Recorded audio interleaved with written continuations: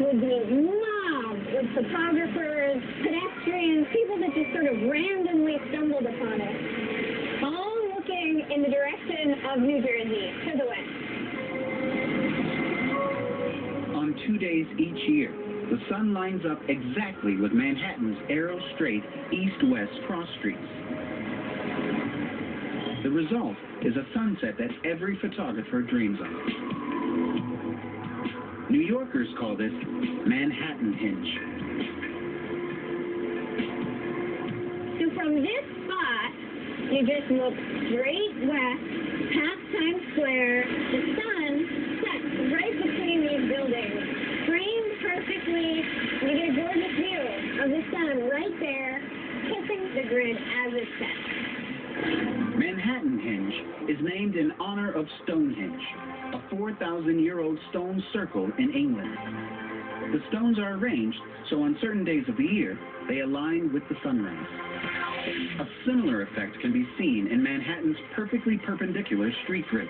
Except, unlike Stonehenge, this alignment is just a cosmic coincidence. They just happen to be the way that the island is lined up.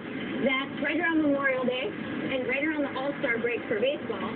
Those 2 days, we're getting the sun setting right in front of us. Rutgers University physics specialist David Maiulo explains why it only happens twice a year. Here's our model of the setting and rising sun. And this is our homemade model of Manhattan. We all know that the sun appears to rise in the east and set in the west, but it's actually more complex than that. Towards the summertime, the sun appears to move towards the north, and towards the wintertime, the sun appears to move towards the south. It changes its position along the horizon. As the sun moves north through the winter and spring, it lines up perfectly with Manhattan's cross streets on about May 28th. Then, after the longest day of the year in June, the sunset starts to move south, setting in line with the grid again around July 13th.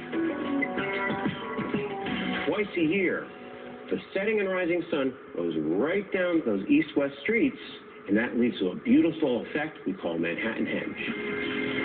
So anyone who happens to be in the Big Apple on these 2 special days is likely to see a sunset they'll never forget.